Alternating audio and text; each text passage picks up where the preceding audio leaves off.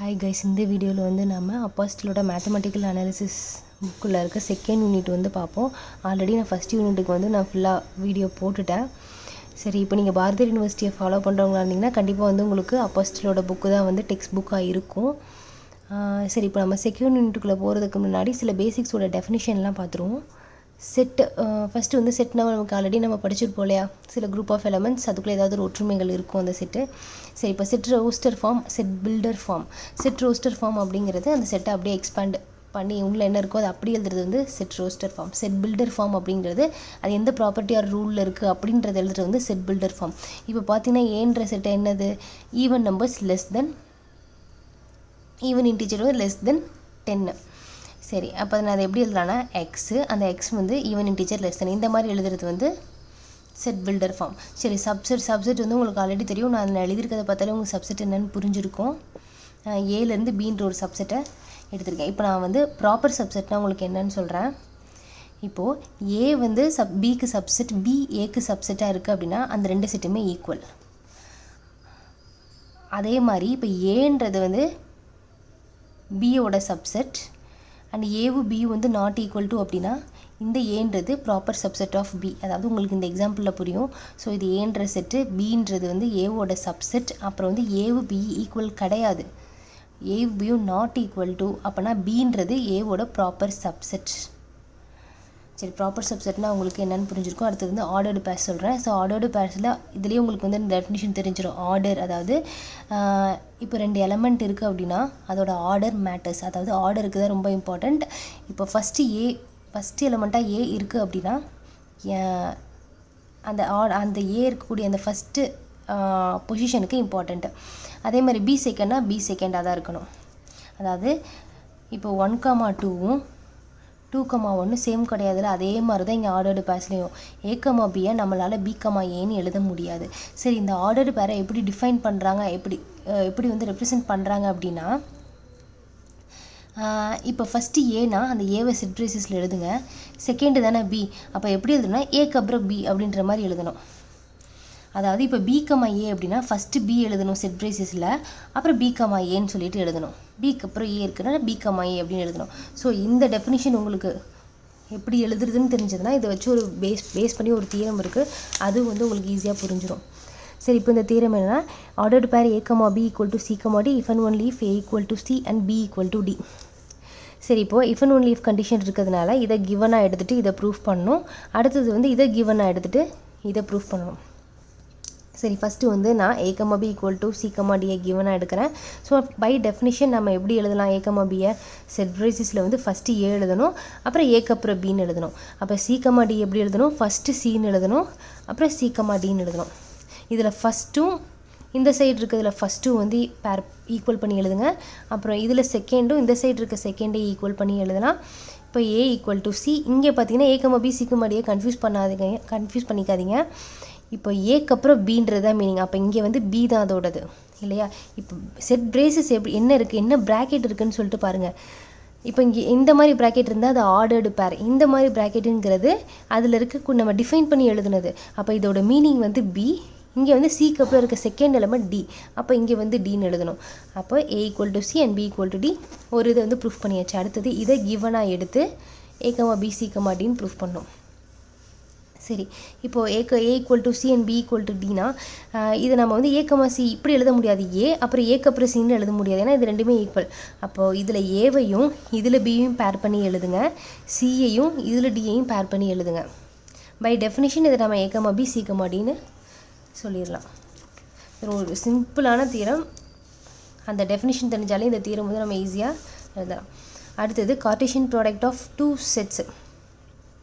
இப்போ given 2 sets A and B, எங்கிட்ட 2 set இருக்குது. இப்போ கார்ட்டீசியன் ப்ராடக்ட்ன்றது என்னென்னா, இப்போ எங்கிட்ட வந்து ஏக்குள்ளே வந்து கேபிட்டல் இந்த செட்டுக்குள்ளே நான் ஸ்மால் ஏன்னு ஒரு எலமெண்ட் எடுக்கிறேன், பீன்ற செட்டுக்குள்ளே ஸ்மால் பீன்ற எலமெண்ட் எடுக்கிறேன். இது ரெண்டோட கார்ட்டீசியன் ப்ராடக்ட் ஏ கிராஸ் பீன்றது என்னென்னா, இதை ஆர்டர்டு பேர்ஸில் எழுதணும் உள்ளே இருக்க எலமெண்ட்டை. அப்போ ஏவை பிஏ ஆர்டர்டு பேர்ஸில் எழுதுறது தான் ஏ கிராஸ் பி, அதாவது Cartesian product of A and B. சரி, இப்போ நான் உள்ளே வந்து நிறைய எலமெண்ட்ஸ் எடுத்துக்கிறேன். இப்போ ஏல எனக்கு ஏ, எம், எக்ஸ் இருக்குது, பியில் வந்து பிஎன், ஒய் இருக்குது. இப்போ இதோட கார்ட்டீசியன் ப்ராடக்ட் என்ன, ஃபஸ்ட்டு வந்து ஏ பியையும் ஏ, பின்னு பேர் பண்ணுங்கள், mn பேர் பண்ணுங்கள், xy பேர் பண்ணுங்கள். அது மட்டும் இல்லாமல் நீங்கள் ஏவை வந்து பியோட பேர் பண்ணது இல்லாமல் ஏவை வந்து என்னோடய பேர் பண்ணணும், ஏவை ஒய்யோடய பேர் பண்ணணும். அதே மாதிரி எம்மை என்னோட பேர் பண்ணது இல்லாமல் எம்மை பியோடய பேர் பண்ணணும், ஒய்யோடையும் பேர் பண்ணணும். அதே மாதிரி எக்ஸை பியோடய பேர் பண்ணணும், என்னோடய பேர் பண்ணணும். ஸோ அந்த பேரிங்கை வந்து ஃபஸ்ட் எலிமெண்ட் இதாக இருக்கணும், செகண்ட் எலிமெண்ட் இதாக இருக்கணும், ஆனால் எல்லா பாசிபிளையும் நம்ம பேர் பண்ணிடுறோம். அதுதான் வந்து கார்ட்டீசியன் ப்ராடக்ட். இந்த கார்ட்டீசியன் ப்ராடக்ட் வந்து set of all ordered pairs, இது ரெண்டோட ஆர்டர்டு பேர்ஸ் தான் வந்து கார்ட்டீசியன் ப்ராடக்ட். சரி, அடுத்தது வந்து ரிலேஷன். ரிலேஷன்னா வந்து ரெண்டு எலமெண்ட்டுக்கு இருக்கக்கூடிய கனெக்ஷனை சொல்கிறது ரிலேஷன். இப்போது ஆர்டர்டு பேர்ஸில் வந்து ஏகமபி இருக்குல்லையே, அதோட கனெக்ஷனை சொல்கிறது ரிலேஷன். அதான் any set of ordered pairs is called relation. சரி, நமக்கு தெரியும் டொமைன், இது கோடொமைன். அப்புறம் இதில் மேப் ஆகிருக்கக்கூடிய எலமெண்ட்ஸ் ரேஞ்சு, இதெல்லாம் முன்னாடியே நம்ம படிச்சிருப்போம். சரி, அடுத்தது இப்போது ஒரு ஆர்டர்டு பேர்ஸு, இந்த ரெண்டு ஆர்டர் பேர் எடுக்கிறேன், x, y அண்ட் x, zன்னு சொல்லிட்டு. இப்போ இந்த ஆர்டர்டு பேரில் ஃபஸ்ட்டு மெம்பர் சேமாக இருக்குது அப்படின்னா ஆட்டோமேட்டிக்காக இந்த செகண்ட் மெம்பர் ரெண்டுமே வந்து ஈக்குவல், yu z ஈக்குவல். அதாவது a function f is a set of ordered pairs x, y and x, z, no two of which have same first member. இது ரெண்டுக்குமே வந்து சேம் ஃபஸ்ட் மெம்பர் இருக்கக்கூடாது. அப்படி இருந்தது அப்படின்னா செகண்ட் மெம்பர் ரெண்டுமே equal, அப்போ yu z ஈக்குவல். இதை நல்லா தெரிஞ்சுக்கோங்க. அதாவது எக்ஸுக்கு ஒய்யும் இருக்குது, எக்ஸுக்கு இசட்டும் இருக்குது அப்படின்னா இப்படி இருக்கக்கூடாது. அந்த மாதிரி இருக்குது அப்படின்னா இது ரெண்டுமே சேம் தான், y ஈக்குவல் டு இது ரெண்டுமே சேம் தான் சொல்கிறது. இது வந்து ரொம்ப இம்பார்ட்டன்ட், இதை தெரிஞ்சுக்கோங்க. இது வந்து ஒரு தியரமில் வரும் நமக்கு. அடுத்தது 1-to-1 function or injective. So 1-to-1னால என்னென்னா ஒரு இன்புட்டுக்கு ஒரு அவுட்புட், இதான் கான்செப்ட். அதாவது ஒரு இன்புட்டுக்கு உங்களுக்கு ரெண்டு அவுட்புட்லாம் கிடைக்கக்கூடாது, ஒரே அவுட்புட்டு தான் கிடைக்கணும். அதே மாதிரி ரெண்டு அவுட்புட்டுக்கு ஒரு இன்புட்லாம் இருக்கக்கூடாது, ஒன் இன்புட் ஒன் அவுட்புட் மட்டும்தான். சரி, இப்போது நான் எக்ஸுன்ற ஒரு இன்புட்டை எஃப்ன்ற ஒரு ஃபங்க்ஷனில் கொடுக்கும்போது, அதாவது எஃப் ஆஃப் எக்ஸ் கொடுக்கும்போது எனக்கு ஒய்ன்ற அவுட்புட் கிடைக்கிது. அதே மாதிரி ஏன்ற ஒரு இன்புட்டை எஃப்ன்ற ஃபங்க்ஷனில் போடும்போது, அதாவது எஃப் ஆஃப் ஏ போடும்போது எனக்கு பீன்ற அவுட்புட் கிடைக்கிது.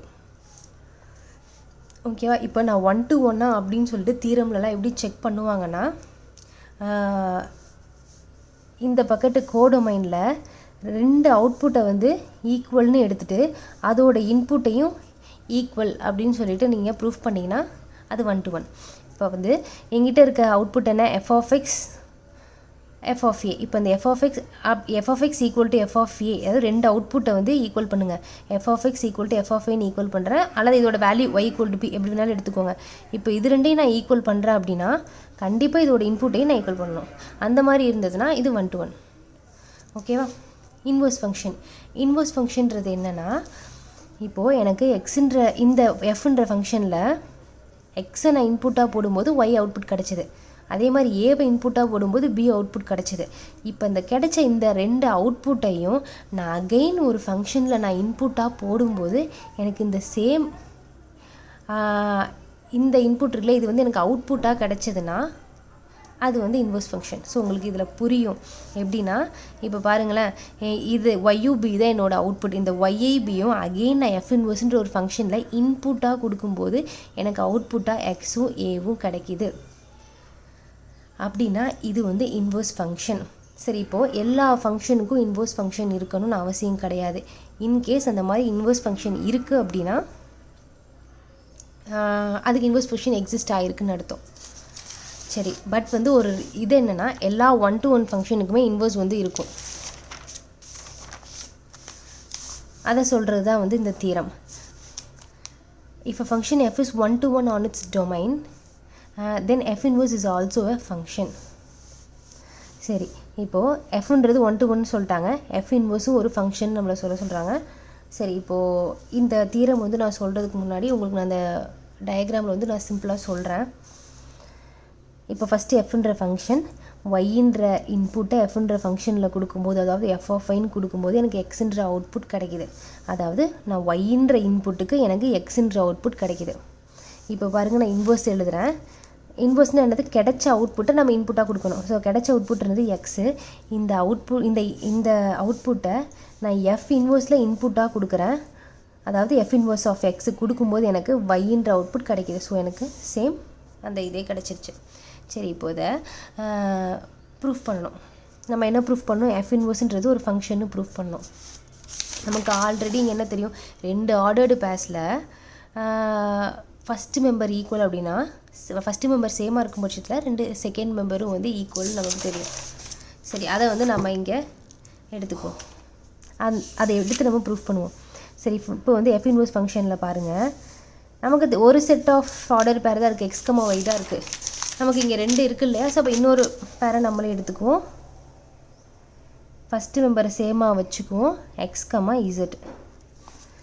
அப்போ இங்கே எக்ஸும் இருக்குது, இந்த எக்ஸுக்கு ஒய் மட்டும் அவுட்புட் கிடையாது, இந்த எக்ஸுக்கு இசட்டும் அவுட்புட்.